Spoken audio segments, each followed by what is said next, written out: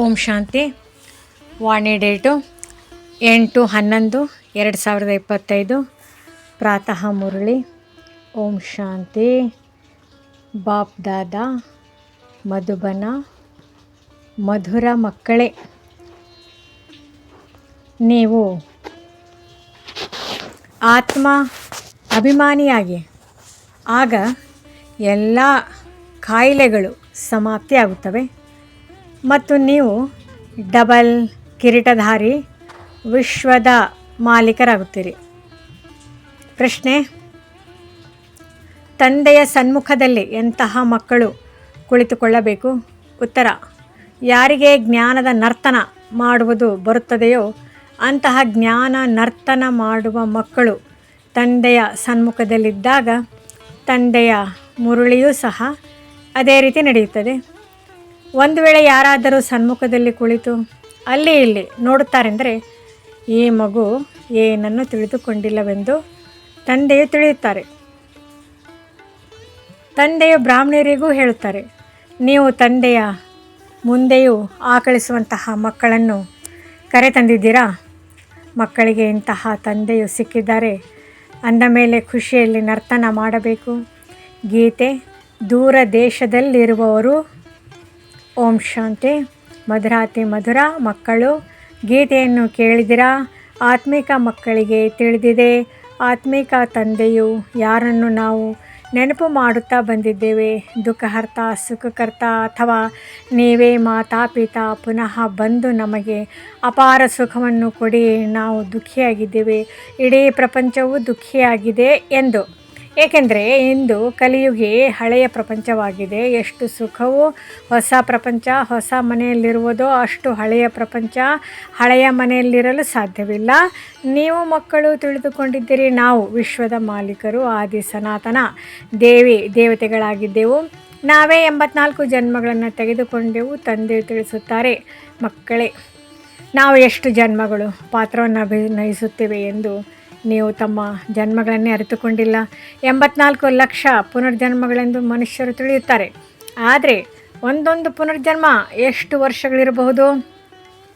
84 ಲಕ್ಷ ಜನ್ಮಗಳ ಲೆಕ್ಕವಿದ್ದರೆ ಸೃಷ್ಟಿಚಕ್ರವು ಬಹಳ ದೊಡ್ಡದಾಗಿ ಬಿಡುವುದು. ಆದರೆ ನೀವು ಮಕ್ಕಳು ತಿಳಿದುಕೊಂಡಿದ್ದೀರಿ, ನಾವು ಆತ್ಮಗಳ ತಂದೆಯು ನಮಗೆ ಓದಿಸಲು ಬಂದಿದ್ದಾರೆ. ನಾವು ಸಹ ದೂರ ದೇಶದ ನಿವಾಸಿಗಳಾಗಿದ್ದೇವೆ. ನಾವು ಇಲ್ಲಿರುವವರಲ್ಲ, ಕೇವಲ ಇಲ್ಲಿ ಪಾತ್ರವನ್ನು ಅಭಿನಯಿಸಲು ಬಂದಿದ್ದೇವೆ. ತಂದೆಯನ್ನು ಸಹ ನಾವು ಪರಂಧಾಮದಲ್ಲಿ ನೆನಪು ಮಾಡುತ್ತೇವೆ. ಈಗ ಈ ಪರದೇಶದಲ್ಲಿ ಬಂದಿದ್ದೇವೆ. ಶಿವ ತಂದೆಗೆ ಬಾಬಾ ಎಂದು ಹೇಳುತ್ತೀರಿ, ರಾವಣನಿಗೆ ಬಾಬಾ ಎಂದು ಹೇಳುವುದಿಲ್ಲ, ಭಗವಂತನಿಗೆ ಹೇಳುತ್ತೀರಿ. ತಂದೆಯ ಮಹಿಮೆಯೇ ಬೇರೆಯಾಗಿದೆ. ಪಂಚವಿಕಾರಗಳಿಗೆ ಯಾರಾದರೂ ಮಹಿಮೆ ಮಾಡುತ್ತಾರೆ? ದೇಹಾಭಿಮಾನವು ಅತಿ ದೊಡ್ಡ ಕಾಯಿಲೆಯಾಗಿದೆ. ನಾವು ದೇಹಿ ಅಭಿಮಾನಿಗಳಾದರೆ ಯಾವುದೇ ಕಾಯಿಲೆ ಇರುವುದಿಲ್ಲ ಮತ್ತು ನಾವು ವಿಶ್ವದ ಮಾಲೀಕರಾಗುತ್ತೇವೆ. ಈ ಮಾತುಗಳು ನಿಮ್ಮ ಬುದ್ಧಿಯಲ್ಲಿದೆ, ನೀವು ತಿಳಿದುಕೊಂಡಿದ್ದೀರಿ. ಶಿವ ತಂದೆಯು ನಾವು ಆತ್ಮಗಳಿಗೆ ಓದಿಸುತ್ತಾರೆ. ಯಾವುದೆಲ್ಲ ಸತ್ಸಂಗಗಳಿವೆಯೋ ಅಲ್ಲಿಯೂ ಸಹ ನಮಗೆ ಶಿವ ತಂದೆಯು ಬಂದು ರಾಜಯೋಗವನ್ನು ಕಲಿಸುತ್ತಾರೆ. ರಾಜ್ಯ ಭಾಗ್ಯಕ್ಕಾಗಿ ಓದಿಸುತ್ತಾರೆ ಎಂಬ ಮಾತನ್ನು ಎಲ್ಲಿಯೂ ತಿಳಿದುಕೊಳ್ಳುವುದಿಲ್ಲ. ರಾಜರನ್ನಾಗಿ ಮಾಡುವವರು ರಾಜರೇ ಬೇಕಲ್ಲವೇ? ಹೇಗೆ ಸರ್ಜನ್ ಓದಿಸಿ ತಮ್ಮ ಸಮಾನ ಸರ್ಜನಾಗಿ ಮಾಡಿಕೊಳ್ಳುವರು? ಆದ್ದರಿಂದ ಮನುಷ್ಯರು ಕೃಷ್ಣನಿಗೆ ಡಬಲ್ ಕಿರೀಟವನ್ನು ತೋರಿಸುತ್ತಾರೆ. ಆದರೆ ಕೃಷ್ಣನು ಹೇಗೆ ಓದಿಸುತ್ತಾನೆ? ಅವಶ್ಯವಾಗಿ ತಂದೆಯು ಸಂಗಮಯುಗದಲ್ಲಿಯೇ ಬಂದಿರಬೇಕು, ಬಂದು ರಾಜಧಾನಿಯನ್ನು ಸ್ಥಾಪನೆ ಮಾಡಿರುವರು. ಆದರೆ ತಂದೆಯು ಹೇಗೆ ಬರುತ್ತಾರೆಂಬುದು ನಿಮ್ಮ ವಿನಃ ಮತ್ತಾರು ಬುದ್ಧಿಯಲ್ಲಿಯೂ ಇರುವುದಿಲ್ಲ. ದೂರ ದೇಶದಿಂದ ತಂದೆಯು ಬಂದು ನಮಗೆ ಓದಿಸುತ್ತಾರೆ, ರಾಜಯೋಗವನ್ನು ಕಲಿಸುತ್ತಾರೆ. ತಂದೆಯು ತಿಳಿಸುತ್ತಾರೆ, ನನಗೆ ಯಾವುದೇ ಪ್ರಕಾಶತೆಯ ಹಾಗೂ ರತ್ನ ಜಡಿತ ಕಿರೀಟವಿಲ್ಲ. ನಾನೆಂದೂ ರಾಜ್ಯ ಪದವಿಯನ್ನು ಪಡೆಯುವುದಿಲ್ಲ, ಡಬಲ್ ಕಿರೀಟಧಾರಿಯಾಗುವುದಿಲ್ಲ. ನಿಮ್ಮನ್ನೇ ಮಾಡುತ್ತೇನೆ. ಒಂದು ವೇಳೆ ನಾನು ರಾಜನಾಗುವಂತಿದ್ದರೆ ಮತ್ತೆ ಪ್ರಜೆಯೂ ಆಗಬೇಕಾಗುತ್ತದೆ. ಭಾರತವಾಸಿಗಳು ರಾಜರಾಗಿದ್ದರು, ಈಗ ಪ್ರಜೆಗಳಾಗಿದ್ದಾರೆ. ನೀವು ಸಹ ಡಬಲ್ ಕಿರೀಟಧಾರಿಗಳಾಗುತ್ತೀರಿ ಅಂದಾಗ ನಿಮ್ಮನ್ನು ಆ ರೀತಿ ಮಾಡುವವರು ಸಹ ಡಬಲ್ ಕಿರೀಟಧಾರಿ ಆಗಿರಬೇಕು ಮತ್ತು ಅವರ ಜೊತೆ ನಿಮ್ಮ ಯೋಗವೂ ಇರಬೇಕು. ಯಾರು ಹೇಗಿರುವರೋ ಅದೇ ರೀತಿ ತಮ್ಮ ಸಮಾನ ಮಾಡಿಕೊಳ್ಳುವರು. ಸನ್ಯಾಸಿಗಳು ಪ್ರಯತ್ನಪಟ್ಟು ಸನ್ಯಾಸಿಗಳನ್ನಾಗಿ ಮಾಡುತ್ತಾರೆ. ನೀವು ಗೃಹಸ್ಥಿಗಳು, ಅವರು ಸನ್ಯಾಸಿಗಳು. ಅಂದ ಮೇಲೆ ನೀವು ಅವರಿಗೆ ಅನುಯಾಯಿಗಳಾಗಲಿಲ್ಲ. ಇಂಥವರು ಶಿವಾನಂದರ ಅನುಯಾಯಿಯಾಗಿದ್ದಾರೆಂದು ಹೇಳುತ್ತಾರೆ. ಆದರೆ ಆ ಸನ್ಯಾಸಿಗಳು ತಲೆಯನ್ನು ಬೋಳಿಸಿಕೊಳ್ಳುವವರಾಗಿದ್ದಾರೆ. ನೀವಂತೂ ಅವರನ್ನು ಅನುಸರಿಸುವುದಿಲ್ಲ. ಅಂದ ಮೇಲೆ ಮತ್ತೆ ನೀವು ಅನುಯಾಯಿ ಎಂದು ಏಕೆ ಹೇಳುತ್ತೀರಿ? ಅನುಯಾಯಿಗಳೆಂದರೆ ಅವರು ಕೂಡಲೇ ವಸ್ತ್ರಗಳನ್ನು ಬದಲಾಯಿಸಿ ಖಾವಿ ಬಟ್ಟೆಯನ್ನು ಧರಿಸುವವರು. ನೀವಂತೂ ಗೃಹಸ್ಥದಲ್ಲಿ ವಿಕಾರಗಳಲ್ಲಿ ಇರುತ್ತೀರಿ. ಅಂದ ಮೇಲೆ ನೀವು ಶಿವಾನಂದರ ಅನುಯಾಯಿಗಳೆಂದು ಕರೆಸಿಕೊಳ್ಳಲು ಹೇಗೆ ಸಾಧ್ಯ? ಗುರುವಿನ ಕರ್ತವ್ಯವಾಗಿದೆ ಸದ್ಗತಿ ಮಾಡುವುದು. ಇಂಥವರನ್ನು ನೆನಪು ಮಾಡಿ ಎಂದು ಗುರುಗಳು ಹೇಳುವುದಿಲ್ಲ. ಅಂದ ಮೇಲೆ ಅವರು ಗುರುವಾಗಲಿಲ್ಲ. ಮುಕ್ತಿಧಾಮಕ್ಕಾಗಿ ಹೋಗುವುದಕ್ಕಾಗಿಯೂ ಯುಕ್ತಿ ಬೇಕಾಗಿದೆ. ಮಕ್ಕಳಿಗೆ ತಿಳಿಸಲಾಗುತ್ತದೆ, ನಿಮ್ಮ ಮನೆಯು ಮುಕ್ತಿಧಾಮ ಅಥವಾ ನಿರಾಕಾರಿ ಪ್ರಪಂಚವಾಗಿದೆ. ಆತ್ಮಕ್ಕೆ ನಿರಾಕಾರಿ ಆತ್ಮನೆಂದು ಹೇಳಲಾಗುತ್ತದೆ. ಈ ಶರೀರವು ಪಂಚತತ್ವಗಳಿಂದ ಮಾಡಲ್ಪಟ್ಟಿದೆ. ಆತ್ಮಗಳು ಎಲ್ಲಿಂದ ಬರುತ್ತಾರೆ? ಪರಂಧಾಮ, ನಿರಾಕಾರಿ ಪ್ರಪಂಚದಿಂದ. ಅಲ್ಲಿ ಬಹಳ ಆತ್ಮಗಳಿರುತ್ತಾರೆ. ಅದಕ್ಕೆ ಮಧುರ ಶಾಂತಿಯ ಮನೆ ಎಂದು ಹೇಳುತ್ತಾರೆ. ಅಲ್ಲಿ ಆತ್ಮಗಳು ಸುಖ ದುಃಖದಿಂದ ಭಿನ್ನವಾಗಿರುತ್ತಾರೆ. ಇದನ್ನು ಚೆನ್ನಾಗಿ ಪಕ್ಕ ಮಾಡಿಕೊಳ್ಳಬೇಕಾಗಿದೆ. ನಾವು ಮಧುರ ಶಾಂತಿಧಾಮದ ನಿವಾಸಿಗಳಾಗಿದ್ದೆವು. ಇದು ನಾಟಕ ಶಾಲೆಯಾಗಿದೆ. ನಾವಿಲ್ಲಿ ಪಾತ್ರವನ್ನು ಅಭಿನಯಿಸಲು ಬರುತ್ತೇವೆ. ಈ ನಾಟಕ ಶಾಲೆಯಲ್ಲಿ ಸೂರ್ಯ, ಚಂದ್ರ, ನಕ್ಷತ್ರಗಳ ದೀಪಗಳಾಗಿವೆ. ಈ ನಾಟಕ ಶಾಲೆಯು ಎಷ್ಟು ಮೈಲಿಗಳ ದೂರವಿದೆ ಎಂಬುದನ್ನು ಯಾರು ಎಣಿಕೆ ಮಾಡಲು ಸಾಧ್ಯವಿಲ್ಲ. ವಿಮಾನದಲ್ಲಿ ಮೇಲೆ ಹೋಗುತ್ತಾರೆ, ಆದರೆ ಅಂತ್ಯವನ್ನು ಮುಟ್ಟಿ ಹಿಂತಿರುಗಿ ಬರುವಷ್ಟು ಪೆಟ್ರೋಲನ್ನು ಅದರಲ್ಲಿ ಹಾಕಲು ಸಾಧ್ಯವಿಲ್ಲ. ಇಷ್ಟು ದೂರ ಹೋಗೋದಕ್ಕೆ ಸಾಧ್ಯವಿಲ್ಲ. ಇಷ್ಟು ಮೈಲಿಗಳವರೆಗೆ ಇದೆ ಎಂದು ಅವರು ತಿಳಿಯುತ್ತಾರೆ. ಸಮುದ್ರದಿಂದ ಹಾಗೂ ಆಕಾಶ ತತ್ವದಿಂದ ಅಂತ್ಯವನ್ನು ಪಡೆಯಲು ಸಾಧ್ಯವಿಲ್ಲ. ಈಗ ತಂದೆಯು ನಿಮಗೆ ತನ್ನ ಅಂತ್ಯ ಅರ್ಥಾತ್ ಪರಿಚಯವನ್ನು ತಿಳಿಸುತ್ತಾರೆ. ಆತ್ಮವು ಈ ಆಕಾಶ ತತ್ವದಿಂದ ದೂರ ಹೊರಟು ಹೋಗುತ್ತದೆ. ಎಷ್ಟು ತೀಕ್ಷ್ಣ ರಾಕೆಟ್ ಆಗಿದೆ. ನೀವು ಆತ್ಮಗಳು ಯಾವಾಗ ಪವಿತ್ರರಾಗಿ ಬಿಡುವಿರೋ ಆಗ ರಾಕೆಟ್ ತರಹ ಹಾರತೊಡಗುತ್ತೀರಿ. ಎಷ್ಟು ಚಿಕ್ಕ ರಾಕೆಟ್ ಆಗಿದೆ. ಸೂರ್ಯಚಂದ್ರರಿಗಿಂತಲೂ ದೂರ ಮೂಲವತನಕ್ಕೆ ಹೊರಟು ಹೋಗುವಿರಿ. ಸೂರ್ಯಚಂದ್ರರ ಅಂತ್ಯವನ್ನು ತಲುಪಲು ಬಹಳ ಪ್ರಯತ್ನ ಪಡುತ್ತಾರೆ. ದೂರದ ನಕ್ಷತ್ರಗಳು ಇತ್ಯಾದಿಗಳು ಎಷ್ಟು ಚಿಕ್ಕದಾಗಿ ಕಾಣುತ್ತವೆ. ವಾಸ್ತವದಲ್ಲಿ ದೊಡ್ಡ ಗಾತ್ರದಲ್ಲಿರುತ್ತವೆ. ಹೇಗೆ ನೀವು ಪತಂಗಗಳನ್ನು ಹಾರಿಸುತ್ತೀರಿ, ಅವು ಮೇಲೆ ಹೋದಂತೆ ಎಷ್ಟು ಚಿಕ್ಕದಾಗಿ ಕಾಣುತ್ತವೆ. ತಂದೆಯು ತಿಳಿಸುತ್ತಾರೆ, ನೀವು ಆತ್ಮಗಳಂತೂ ಎಲ್ಲದಕ್ಕಿಂತ ತೀಕ್ಷ್ಣವಾಗಿದ್ದೀರಿ. 1 ಸೆಕೆಂಡ್ನಲ್ಲಿ ಒಂದು ಶರೀರ ಬಿಟ್ಟು ಇನ್ನೊಂದು ಗರ್ಭದಲ್ಲಿ ಹೋಗಿ ಪ್ರವೇಶ ಮಾಡುತ್ತೀರಿ. ಯಾರ ಕರ್ಮಗಳ ಲೆಕ್ಕಾಚಾರವು ಲಂಡನ್ನಲ್ಲಿ ಇದ್ದರೆ ಸೆಕೆಂಡ್ನಲ್ಲಿ ಆತ್ಮವು ಲಂಡನ್ಗೆ ಹೋಗಿ ಜನ್ಮ ಪಡೆಯುತ್ತದೆ. ಸೆಕೆಂಡಿನಲ್ಲಿ ಜೀವನ್ಮುಕ್ತಿ ಎಂದು ಗಾಯನವಿದೆಯಲ್ಲವೇ? ಮಗು ಗರ್ಭದಿಂದ ಹೊರ ಬಂದಿತೆಂದರೆ ಮಾಲೀಕನಾಯಿತು, ವಾರಸುದಾರನಾಗಿ ಬಿಟ್ಟಿತು. ನೀವು ಮಕ್ಕಳು ಸಹ ತಂದೆಯನ್ನು ಅರಿತುಕೊಂಡಿರೆಂದರೆ ವಿಶ್ವದ ಮಾಲೀಕರಾಗಿ ಬಿಟ್ರಿ. ಬೇಹದ್ದಿನ ತಂದೆ ಬಂದು ನಿಮ್ಮನ್ನು ವಿಶ್ವದ ಮಾಲೀಕರನ್ನಾಗಿ ಮಾಡುತ್ತಾರೆ. ಶಾಲೆಯಲ್ಲಿ ಬ್ಯಾರಿಸ್ಟರಿ ಓದಿದರೆ ಬ್ಯಾರಿಸ್ಟರ್ ಆಗುತ್ತಾರೆ. ನೀವಿಲ್ಲಿ ಡಬಲ್ ಕಿರೀಟಧಾರಿಗಳಾಗಲು ಓದುತ್ತೀರಿ. ಒಂದು ವೇಳೆ ತೇರ್ಗಡೆಯಾಗುತ್ತೀರೆಂದರೆ ಅವಶ್ಯವಾಗಿ ಡಬಲ್ ಕಿರೀಟಧಾರಿಗಳಾಗುತ್ತೀರಿ. ಆದರೆ ಸ್ವರ್ಗದಲ್ಲಂತೂ ಅವಶ್ಯವಾಗಿ ಬರುತ್ತಾರೆ. ನಿಮಗೆ ತಿಳಿದಿದೆ, ತಂದೆಯು ಸದಾ ಅಲ್ಲಿಯೇ ಇರುತ್ತಾರೆ. ಓ ಗಾಡ್ ಫಾದರ್ ಎಂದು ಹೇಳದಾಗಲೂ ದೃಷ್ಟಿ ಮೇಲೆ ಹೋಗುತ್ತದೆ. ಪರಂಪಿತ ಪರಮಾತ್ಮನಿದ್ದಾರೆ. ಅಂದ ಮೇಲೆ ಅವರದು ಪಾತ್ರವು ಇರಬೇಕಲ್ಲವೇ? ಈಗ ಪಾತ್ರವನ್ನು ಅಭಿನಯಿಸುತ್ತಿದ್ದಾರೆ. ಅವರಿಗೆ ಹೂದೋಟದ ಮಾಲೀಕನೆಂದು ಹೇಳುತ್ತಾರೆ. ಈ ಮುಳ್ಳುಗಳಿಂದ ಹೂಗಳನ್ನಾಗಿ ಮಾಡುತ್ತಿದ್ದಾರೆ ಅಂದಾಗ ನೀವು ಮಕ್ಕಳಿಗೆ ಖುಷಿ ಇರಬೇಕು. ತಂದೆ ಈ ಪರದೇಶದಲ್ಲಿ ಬಂದಿದ್ದಾರೆ. ದೂರ ದೇಶದಲ್ಲಿರುವವರು ಪರದೇಶದಲ್ಲಿ ಬಂದರು. ದೂರ ದೇಶದ ನಿವಾಸಿಯು ತಂದೆ ಆಗಿದ್ದಾರೆ ಮತ್ತು ನೀವು ಆತ್ಮಗಳು ಅಲ್ಲಿರುತ್ತೀರಿ. ಇಲ್ಲಿಗೆ ಪಾತ್ರವನ್ನು ಅಭಿನಯಿಸಲು ಬರುತ್ತೀರಿ. ಪರದೇಶದ ಅರ್ಥವನ್ನು ಯಾರೂ ತಿಳಿದುಕೊಂಡಿಲ್ಲ. ಮನುಷ್ಯರಂತೂ ಭಕ್ತಿ ಮಾರ್ಗದಲ್ಲಿ ಏನನ್ನು ಕೇಳುವರೋ ಅದನ್ನೇ ಸತ್ಯವೆಂದು ಹೇಳುತ್ತಿರುತ್ತಾರೆ. ನೀವು ಮಕ್ಕಳಿಗೆ ತಂದೆ ಎಷ್ಟು ಚೆನ್ನಾಗಿ ತಿಳಿಸಿಕೊಡುತ್ತಾರೆ. ಆತ್ಮವು ಅಪವಿತ್ರವಾಗಿರುವ ಕಾರಣ ಹಾರಲಾಗುತ್ತಿಲ್ಲ. ಪವಿತ್ರರಾಗದೆ ಹಿಂತಿರುಗಿ ಹೋಗಲು ಸಾಧ್ಯವಿಲ್ಲ. ತಂದೆಯೊಬ್ಬರಿಗೆ ಪತಿತ ಪಾವನೆಂದು ಹೇಳಲಾಗುತ್ತದೆ. ಅವರು ಸಂಗಮಯುಗದಲ್ಲಿಯೇ ಬರುತ್ತಾರೆ. ಅಂದಾಗ ನಿಮಗೆ ಎಷ್ಟು ಖುಷಿ ಇರಬೇಕು.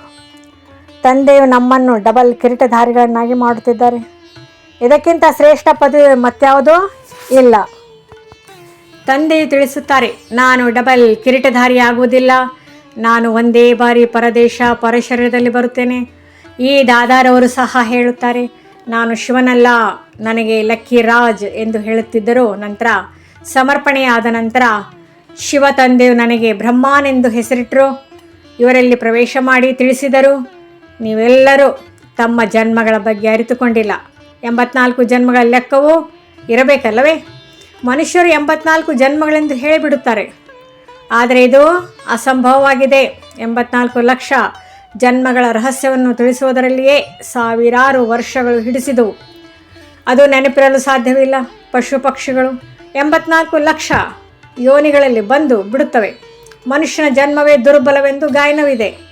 ಏಕೆಂದರೆ ಪ್ರಾಣಿ ಪಕ್ಷಿಗಳು ಜ್ಞಾನವನ್ನು ತಿಳಿದುಕೊಳ್ಳಲು ಸಾಧ್ಯವಿಲ್ಲ. ತಂದೆಯು ಬಂದು ನಿಮಗೆ ಜ್ಞಾನವನ್ನು ತಿಳಿಸುತ್ತಾರೆ. ಸ್ವಯಂ ತಂದೆಯೇ ತಿಳಿಸುತ್ತಾರೆ, ಮಕ್ಕಳೇ, ನಾನು ರಾವಣ ರಾಜ್ಯದಲ್ಲಿ ಬರುತ್ತೇನೆ. ಮಾಯು ನಿಮ್ಮನ್ನು ಎಷ್ಟು ಕಲ್ಲು ಬುದ್ಧಿಯವರನ್ನಾಗಿ ಮಾಡಿಬಿಟ್ಟಿದೆ. ಈಗ ಪುನಃ ತಂದೆಯು ನಿಮ್ಮನ್ನು ಪಾರಸ ಬುದ್ಧಿಯವರನ್ನಾಗಿ ಮಾಡುತ್ತಾರೆ. ಇಳಿಯುವ ಕಲೆಯಲ್ಲಿ ನೀವು ಕಲ್ಲು ಬುದ್ಧಿಯವರಾಗಿ ಬಿಟ್ರಿ. ಈಗ ಮತ್ತೆ ತಂದೆಯು ಏರುವ ಕಲೆಯಲ್ಲೇ ಕರೆದುಕೊಂಡು ಹೋಗುತ್ತಾರೆ. ನಂಬರ್ ವಾರಂತೂ ಇರುತ್ತಾರಲ್ಲವೇ? ಪ್ರತಿಯೊಬ್ಬರೂ ತಮ್ಮ ಪುರುಷಾರ್ಥದಿಂದ ತಿಳಿದುಕೊಳ್ಳಬಹುದು. ಮುಖ್ಯ ಮಾತು ನೆನಪಿನದಾಗಿದೆ. ರಾತ್ರಿ ಮಲಗುವಾಗಲೂ ಸಹ ಇದೇ ಚಿಂತನೆ ಮಾಡಿ, ಬಾಬಾ ನಾವು ತಮ್ಮ ನೆನಪಿನಲ್ಲಿ ಮಲಗುತ್ತೇವೆ. ಅಂದರೆ ನಾವು ಈ ಶರೀರ ಬಿಟ್ಟು ತಮ್ಮ ಬಳಿಗೆ ಬರುತ್ತೇವೆ. ಹೀಗೆ ತಂದೆಯನ್ನು ನೆನಪು ಮಾಡುತ್ತಾ ಮಾಡುತ್ತಾ ಮಲಗಿರಿ. ಆಗ ನೋಡಿ ಎಷ್ಟು ಆನಂದವಾಗುತ್ತದೆ. ಸಾಕ್ಷಾತ್ಕಾರವೂ ಆಗುವ ಸಾಧ್ಯತೆ ಇದೆ. ಆದರೆ ಈ ಸಾಕ್ಷಾತ್ಕಾರ ಮೊದಲಾದವುಗಳಲ್ಲಿ ಖುಷಿಯಾಗಿ ಬಿಡಬಾರ್ದು. ಬಾಬಾ ನಾವಂತೂ ತಮ್ಮನ್ನೇ ನೆನಪು ಮಾಡುತ್ತೇವೆ, ತಮ್ಮ ಬಳಿ ಬರಲು ಬಯಸುತ್ತೇವೆ ಎಂದು ತಂದೆಯನ್ನು ನೆನಪು ಮಾಡುತ್ತಾ ಮಾಡುತ್ತಾ ನೀವು ಬಹಳ ಆರಾಮವಾಗಿ ಹೊರಟು ಹೋಗುವಿರಿ. ಸೂಕ್ಷ್ಮತನದಲ್ಲಿಯೂ ಹೋಗಬಹುದು, ಮೂಲವತನಕ್ಕಂತೂ ಹೋಗಲು ಸಾಧ್ಯವಿಲ್ಲ. ಇನ್ನು ಹಿಂತಿರುಗಿ ಹೋಗುವ ಸಮಯವೆಲ್ಲಿ ಬಂದಿದೆ? ಬಿಂದುವಿನ ಸಾಕ್ಷಾತ್ಕಾರವಾಯಿತಂದರೆ ಚಿಕ್ಕ ಚಿಕ್ಕ ಆತ್ಮಗಳ ವೃಕ್ಷವು ಕಾಣಿಸುವುದು. ಹೇಗೆ ನಿಮಗೆ ವೈಕುಂಠದ ಸಾಕ್ಷಾತ್ಕಾರವಾಯಿತಲ್ಲವೇ? ಸಾಕ್ಷಾತ್ಕಾರವಾದ ಮಾತ್ರಕ್ಕೆ ನೀವು ವೈಕುಂಠದಲ್ಲಿ ಹೋಗಿ ಬಿಡುವುದಿಲ್ಲ. ಅದಕ್ಕಾಗಿ ಮತ್ತೆ ಪರಿಶ್ರಮ ಪಡಬೇಕಾಗುವುದು. ನೀವು ಮೊದಲಿಗೆ ಮಧುರ ಮನೆಗೆ ಹೋಗುತ್ತೀರಿ. ಎಲ್ಲ ಆತ್ಮರು ಪಾತ್ರವನ್ನು ಅಭಿನಯಿಸುವುದರಿಂದ ಮುಕ್ತರಾಗಿ ಬಿಡುತ್ತಾರೆ. ಎಲ್ಲಿಯವರೆಗೆ ಆತ್ಮವು ಪವಿತ್ರವಾಗುವುದಿಲ್ಲವೋ ಅಲ್ಲಿಯವರೆಗೆ ಹೋಗಲು ಸಾಧ್ಯವಿಲ್ಲ. ಬಾಕಿ ಸಾಕ್ಷಾತ್ಕಾರದಿಂದ ಸಿಗುವುದೇನೂ ಇಲ್ಲ. ಮೀರಾಳಿಗೆ ಸಾಕ್ಷಾತ್ಕಾರವಾಯಿತು, ಆದರೆ ವೈಕುಂಠದಲ್ಲಿ ಹೋದಳೆ. ವೈಕುಂಠವು ಸತ್ಯಯುಗದಲ್ಲಿಯೇ ಇರುತ್ತದೆ. ನೀವೀಗ ವೈಕುಂಠದ ಮಾಲೀಕರಾಗಲು ತಯಾರು ಮಾಡಿಕೊಳ್ಳುತ್ತಿದ್ದೀರಿ. ತಂದೆಯು ಧ್ಯಾನದಲ್ಲಿ ಹೋಗಲು ಬಿಡುವುದಿಲ್ಲ. ಏಕೆಂದರೆ ನೀವೀಗ ಓದಬೇಕಲ್ಲವೇ? ತಂದೆಯು ಬಂದು ಓದಿಸುತ್ತಾರೆ, ಸರ್ವರ ಸದ್ಗತಿ ಮಾಡುತ್ತಾರೆ. ವಿನಾಶವು ಸನ್ಮುಖದಲ್ಲಿ ನಿಂತಿದೆ. ಬಾಕಿ ಅಸುರರು ಮತ್ತು ದೇವತೆಗಳು ಯುದ್ಧವಂತೂ ಇಲ್ಲ. ಅವರು ಪರಸ್ಪರ ನಿಮಗಾಗಿಯೇ ಹೊಡೆದಾಡುತ್ತಾರೆ. ಏಕೆಂದರೆ ಈಗ ನಿಮಗೆ ಹೊಸ ಪ್ರಪಂಚ ಬೇಕು. ಮಾಯೆಯ ಜೊತೆ ನಿಮ್ಮ ಯುದ್ಧವಿದೆ. ನೀವು ಬಹಳ ಪ್ರಸಿದ್ಧ ಯೋಧರಾಗಿದ್ದೀರಿ. ಆದರೆ ದೇವಿಯರಿಗೆ ಇಷ್ಟೊಂದು ಗಾಯನ ಏಕೆ ಇದೆ ಎಂಬುದನ್ನು ಯಾರೂ ತಿಳಿದುಕೊಂಡಿಲ್ಲ. ನೀವೀಗ ಭಾರತವನ್ನು ಯೋಗ ಬಲದಿಂದ ಸ್ವರ್ಗವನ್ನಾಗಿ ಮಾಡುತ್ತೀರಿ. ಈಗ ನಿಮಗೆ ತಂದೆಯು ಸಿಕ್ಕಿದ್ದಾರೆ. ತಂದೆ ತಿಳಿಸುತ್ತಾ ಇರುತ್ತಾರೆ, ಜ್ಞಾನದಿಂದ ಹೊಸ ಪ್ರಪಂಚವಾಗುತ್ತದೆ. ಈ ಲಕ್ಷ್ಮೀನಾರಾಯಣರೇ ಹೊಸ ಪ್ರಪಂಚದ ಮಾಲೀಕರಾಗಿದ್ದರಲ್ಲವೇ? ಈಗ ಹಳೆಯ ಪ್ರಪಂಚವಾಗಿದೆ. ಅಣುವಸ್ತ್ರಗಳ ಮೂಲಕ ಹಳೆಯ ಪ್ರಪಂಚದ ವಿನಾಶವು ಕಲ್ಪದ ಹಿಂದೆಯೂ ಆಗಿತ್ತು. ಮಹಾಭಾರತ ಯುದ್ಧವೂ ನಡೆದಿತ್ತು. ಆ ಸಮಯದಲ್ಲಿ ತಂದೆಯು ರಾಜಯೋಗವನ್ನು ಕಲಿಸುತ್ತಿದ್ದರು. ಅದೇ ರೀತಿಯಲ್ಲಿ ಈಗಲೂ ತಂದೆಯು ಸನ್ಮುಖದಲ್ಲಿ ರಾಜಯೋಗವನ್ನು ಕಲಿಸುತ್ತಿದ್ದಾರಲ್ಲವೇ? ತಂದೆಯೇ ನಿಮಗೆ ಸತ್ಯವನ್ನು ತಿಳಿಸುತ್ತಾರೆ. ಸತ್ಯ ತಂದೆಯು ಬರುತ್ತಾರೆ. ಆದ್ದರಿಂದ ನೀವು ಸದಾ ಖುಷಿಯಲ್ಲಿ ನರ್ತನ ಮಾಡುತ್ತೀರಿ. ಇದು ಜ್ಞಾನದ ನರ್ತನವಾಗಿದೆ ಅಂದಾಗ ಯಾರಿಗೆ ಜ್ಞಾನದ ನರ್ತನದಲ್ಲಿ ಆಸಕ್ತಿ ಇದೆಯೋ ಅವರೇ ಸನ್ಮುಖದಲ್ಲಿ ಕುಳಿತುಕೊಳ್ಳಿ. ಯಾರಿಗೆ ಅರ್ಥವಾಗುವುದಿಲ್ಲವೋ ಅವರಿಗೆ ಆಕಳಿಕೆ ಬರುತ್ತದೆ. ಇವರು ಏನನ್ನೂ ಅರ್ಥ ಮಾಡಿಕೊಳ್ಳುವುದಿಲ್ಲವೆಂದು ಇದರಿಂದಲೇ ಅರ್ಥವಾಗುತ್ತದೆ. ಜ್ಞಾನವನ್ನು ಅರ್ಥ ಮಾಡಿಕೊಳ್ಳದೇ ಇರುವವರು ಆ ಕಡೆ ಈ ಕಡೆ ನೋಡುತ್ತಾ ಇರುತ್ತಾರೆ. ನೀವು ಎಂಥವರನ್ನು ಕರೆ ತಂದಿದ್ದೀರಿ ಎಂದು ತಂದೆಯು ಬ್ರಾಹ್ಮಣರಿಗೂ ಹೇಳುತ್ತಾರೆ. ಯಾರು ಕಲಿಯುತ್ತಾರೆ ಮತ್ತು ಕಲಿಸುತ್ತಾರೆಯೋ ಅವರು ಸನ್ಮುಖದಲ್ಲಿ ಕುಳಿತುಕೊಳ್ಳಬೇಕು. ಅವರಿಗೆ ಖುಷಿಯಾಗುತ್ತಿರುತ್ತದೆ. ಇದು ಜ್ಞಾನ ನರ್ತನವಾಗಿದೆ. ನಾವು ಸಹ ನರ್ತನ ಮಾಡಬೇಕಾಗಿದೆ. ಕೃಷ್ಣನಂತೂ ಜ್ಞಾನವನ್ನು ತಿಳಿಸಲಿಲ್ಲ, ನರ್ತನವೂ ಮಾಡಲಿಲ್ಲ. ಇದು ಜ್ಞಾನದ ಮುರುಳಿಯಲ್ಲವೇ ಅಂದಾಗ ತಂದೆ ತಿಳಿಸಿದ್ದಾರೆ. ರಾತ್ರಿ ಮಲಗುವ ಸಮಯದಲ್ಲಿ ತಂದೆಯನ್ನು ನೆನಪು ಮಾಡುತ್ತಾ ಚಕ್ರವನ್ನು ಬುದ್ಧಿಯಲ್ಲಿ ನೆನಪು ಮಾಡುತ್ತಾ ಇರಿ. ಬಾಬಾ, ನಾವೀಗ ಈ ಶರೀರವನ್ನು ಬಿಟ್ಟು ತಮ್ಮ ಬಳಿ ಬರುತ್ತೇವೆ. ಹೀಗೆ ನೆನಪು ಮಾಡುತ್ತಾ ಮಲಗಿರಿ. ಆಗ ನೋಡಿ ಏನಾಗುತ್ತದೆ. ಆರಂಭದಲ್ಲಿ ಕೆಲವರು ಶಾಂತಿಯಲ್ಲಿ ಹೊರಟು ಹೋಗುತ್ತಿದ್ದರು, ಇನ್ನು ಕೆಲವರು ನೃತ್ಯ ಮಾಡುತ್ತಿದ್ದರು, ಧ್ಯಾನದಲ್ಲಿ ಹೊರಟು ಹೋಗುತ್ತಿದ್ದರು. ಯಾರು ತಂದೆಯನ್ನೇ ಅರಿತುಕೊಂಡಿಲ್ಲವೋ ಅವರು ಹೇಗೆ ನೆನಪು ಮಾಡಲು ಸಾಧ್ಯ? ಮನುಷ್ಯ ಮಾತ್ರ ತಂದೆಯನ್ನೇ ಅರಿತುಕೊಂಡಿಲ್ಲ ಅಂದಮೇಲೆ ತಂದೆಯನ್ನು ಹೇಗೆ ನೆನಪು ಮಾಡುವರು? ಆದ್ದರಿಂದಲೇ ತಂದೆ ತಿಳಿಸುತ್ತಾರೆ, ನಾನು ಯಾರಾಗಿದ್ದೇನೆ, ಹೇಗಿದ್ದೇನೆಯೋ ಅದೇ ರೀತಿಯಲ್ಲಿ ನನ್ನನ್ನು ಯಾರೂ ತಿಳಿದುಕೊಂಡಿಲ್ಲ. ಈಗ ನಿಮಗೆ ಎಷ್ಟೊಂದು ತಿಳುವಳಿಕೆ ಬಂದಿದೆ. ನೀವು ಗುಪ್ತ ಯೋಧರಾಗಿದ್ದೀರಿ. ಯೋಧರ ಹೆಸರನ್ನು ಕೇಳಿ ದೇವಿಯರಿಗೆ ಕತ್ತಿ ಬಾಣಗಳನ್ನು ತೋರಿಸಿದ್ದಾರೆ. ನೀವು ಯೋಗ ಬಲದ ಯೋಧರಾಗಿದ್ದೀರಿ. ಯೋಗ ಬಲದಿಂದ ವಿಶ್ವದ ಮಾಲೀಕರಾಗುತ್ತೀರಿ. ಬಾಹುಬಲದಿಂದ ಭಲೆ ಯಾರೆಷ್ಟಾದರೂ ಪ್ರಯತ್ನ ಪಡಲಿ, ಆದರೆ ವಿಜಯಿಗಳಾಗಲು ಸಾಧ್ಯವಿಲ್ಲ. ಭಾರತದ ಯೋಗವು ಪ್ರಸಿದ್ಧವಾಗಿದೆ. ಇದನ್ನು ತಂದೆ ಬಂದು ಕಲಿಸಿಕೊಡುತ್ತಾರೆ. ಇದು ಸಹ ಯಾರಿಗೂ ಗೊತ್ತಿಲ್ಲ. ಏಳುತ್ತಾ ಕುಳಿತುಕೊಳ್ಳುತ್ತಾ ತಂದೆಯನ್ನೇ ನೆನಪು ಮಾಡುತ್ತಾ ಇರಿ. ಯೋಗವು ಹಿಡಿಸುವುದಿಲ್ಲವೆಂದು ಕೆಲವರು ಹೇಳುತ್ತಾರೆ. ಯೋಗ ಶಬ್ದವನ್ನೇ ತೆಗೆದು ಹಾಕಿ. ಮಕ್ಕಳು ತಂದೆಯನ್ನು ನೆನಪು ಮಾಡುತ್ತಾರಲ್ಲವೇ? ಹಾಗೆ ಶಿವ ತಂದೆಯು ತಿಳಿಸುತ್ತಾರೆ, ಮಕ್ಕಳೇ, ನನ್ನನ್ನೊಬ್ಬನನ್ನೇ ನೆನಪು ಮಾಡಿ. ನಾನೇ ಸರ್ವಶಕ್ತಿವಂತನಾಗಿದ್ದೇನೆ. ನನ್ನನ್ನು ನೆನಪು ಮಾಡುವುದರಿಂದ ನೀವು ಸತೋಪ್ರಧಾನರಾಗಿ ಬಿಡುವಿರಿ. ಯಾವಾಗ ಸತೋಪ್ರಧಾನರಾಗಿ ಬಿಡುತ್ತೀರೋ ಆಗ ಆತ್ಮಗಳ ಮೆರವಣಿಗೆಯು ನಡೆಯುವುದು. ಹೇಗೆ ನೊಣಗಳ ಹಿಂಡು ಹೋಗುತ್ತದೆ ಅಲ್ಲವೇ? ಹಾಗೆ ಇದು ಶಿವ ತಂದೆಯ ಮೆರವಣಿಗೆಯಾಗಿದೆ. ಶಿವ ತಂದೆಯ ಹಿಂದೆ ಎಲ್ಲ ಆತ್ಮಗಳು ಸೊಳ್ಳೆಗಳ ಉಪಾಧಿಯಲ್ಲಿ ಹೊರಟು ಹೋಗುವರು. ಉಳಿದಂತೆ ಶರೀರಗಳೆಲ್ಲವೂ ಸಮಾಪ್ತಿಯಾಗಿ ಬಿಡುತ್ತವೆ. ಒಳ್ಳೆಯದು. ಮಧುರಾತಿ ಮಧುರ ಅಗಲಿ ಹೋಗಿ ಮರಳಿ ಸಿಕ್ಕಿರುವ ಮಕ್ಕಳ ಪ್ರತಿ ಮಾತಾಪಿತಾ ಬಾಬ್ದಾದರವರ ನೆನಪು, ಪ್ರೀತಿ ಹಾಗೂ ಸುಪ್ರಭಾತ. ಆತ್ಮಿಕ ಮಕ್ಕಳಿಗೆ ಆತ್ಮಿಕ ತಂದೆಯ ನಮಸ್ತೆ. ಧಾರಣೆಗಾಗಿ ಮುಖ್ಯ ಸಾರ. ಮೊದಲನೇದು, ರಾತ್ರಿ ಮಲಗುವ ಮೊದಲು ತಂದೆಯೊಂದಿಗೆ ಮಧುರಾತಿ ಮಧುರವಾಗಿ ಮಾತನಾಡಬೇಕಾಗಿದೆ. ಬಾಬಾ, ನಾವು ಈ ಶರೀರವನ್ನು ಬಿಟ್ಟು ತಮ್ಮ ಬಳಿ ಬರುತ್ತೇವೆ. ಹೀಗೆ ನೆನಪು ಮಾಡುತ್ತಾ ಮಲಗಬೇಕಾಗಿದೆ. ನೆನಪೇ ಮುಖ್ಯವಾಗಿದೆ. ನೆನಪಿನಿಂದಲೇ ಪಾರಸ್ ಬುದ್ಧಿಯವರಾಗುತ್ತೀರಿ. ಎರಡನೇದು, ಪಂಚವಿಕಾರಗಳ ಕಾಯಿಲೆಯಿಂದ ಮುಕ್ತರಾಗಲು ಆತ್ಮಾಭಿಮಾನಿಯಾಗಿರುವ ಪುರುಷಾರ್ಥ ಮಾಡಬೇಕಾಗಿದೆ. ಅಪಾರ ಖುಷಿಯಲ್ಲಿರಬೇಕು. ಜ್ಞಾನ ನರ್ತನ ಮಾಡಬೇಕಾಗಿದೆ. ತರಗತಿಯಲ್ಲಿ ಆಲಸ್ಯದ ವಾಯುಮಂಡಲವನ್ನು ಹರಡಬಾರದು. ವರದಾನ: ಸೇವೆಯ ಮೂಲಕ ಅನೇಕ ಆತ್ಮರ ಆಶೀರ್ವಾದವನ್ನು ಪ್ರಾಪ್ತಿ ಮಾಡಿಕೊಂಡು ಸದಾ ಮುಂದುವರಿಯುವ ಮಹಾದಾನಿ ಭವ. ಮಹಾದಾನಿಯಾಗುವುದು ಅರ್ಥಾತ್ ಅನ್ಯರ ಸೇವೆ ಮಾಡುವುದು. ಅನ್ಯರ ಸೇವೆಯನ್ನು ಮಾಡುವುದರಿಂದ ಸ್ವಯಂನ ಸೇವೆಯು ಸ್ವತಃವಾಗಿ ಆಗಿಬಿಡುತ್ತದೆ. ಮಹಾದಾನಿಯಾಗುವುದು ಅರ್ಥಾತ್ ಸ್ವಯಂವನ್ನು ಸಂಪನ್ನ ಮಾಡಿಕೊಳ್ಳುವುದು. ಎಷ್ಟು ಆತ್ಮರಿಗೆ ಸುಖ, ಶಕ್ತಿ ಹಾಗೂ ಜ್ಞಾನ ದಾನ ಮಾಡುತ್ತೀರಿ, ಅಷ್ಟು ಆತ್ಮರಿಗೆ ಪ್ರಾಪ್ತಿಯ ಧ್ವನಿಯು ಅಥವಾ ಧನ್ಯವಾದಗಳೇನೂ ಬರುತ್ತದೆ. ಅದು ತಮಗಾಗಿ ಆಶೀರ್ವಾದದ ರೂಪವಾಗಿ ಬಿಡುತ್ತದೆ. ಈ ಆಶೀರ್ವಾದಗಳೇ ಮುಂದುವರಿಯುವ ಸಾಧನವಾಗಿದೆ. ಯಾರಿಗೆ ಆಶೀರ್ವಾದವು ಸಿಗುತ್ತದೆ ಅವರು ಸದಾ ಖುಷಿಯಾಗಿರುತ್ತಾರೆ. ಅಂದಾಗ ಪ್ರತಿನಿತ್ಯ ಅಮೃತ ವೇಳೆಯಲ್ಲಿ ಮಹಾದಾನಿಯಾಗುವ ಕಾರ್ಯಕ್ರಮ ಹಾಕಿಕೊಳ್ಳ್ರಿ. ಯಾವುದೇ ಸಮಯ ಅಥವಾ ದಿನವೂ ಹೀಗಾಗಬಾರದು, ಅದರಲ್ಲಿ ದಾನವಾಗಲಿಲ್ಲ ಎನ್ನುವಂತೆ. ಸ್ಲೋಗನ್: ಈಗಿನ ಪ್ರತ್ಯಕ್ಷ ಫಲವು ಆತ್ಮಕ್ಕೆ ಹಾರುವ ಕಲೆಯ ಬಲವನ್ನು ಕೊಡುತ್ತದೆ.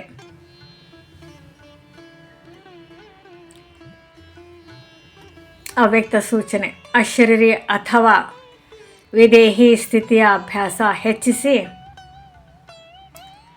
ತಂದೆಯ ಸಮಾನ ಹಾಗೂ ಸಮೀಪರಾಗುವುದಕ್ಕಾಗಿ ದೇಹದಲ್ಲಿರ್ತಾ ವಿದೇಹಿಯಾಗುವ ಅಭ್ಯಾಸ ಮಾಡಿ. ಹೇಗೆ ಕರ್ಮಾತೀತರಾಗುವ ಉದಾಹರಣೆ ಸಾಕಾರದಲ್ಲಿ ಬ್ರಹ್ಮ ಬಾಬಾರವರನ್ನು ನೋಡಿದಿರಿ. ಅದೇ ರೀತಿ ಫಾಲೋ ಫಾದರ್ ಮಾಡಿ.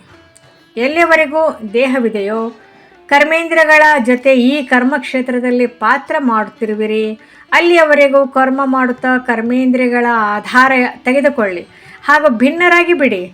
ಈ ಅಭ್ಯಾಸವೇ ವಿದೇಹಿಯನ್ನಾಗಿ ಮಾಡುವುದು.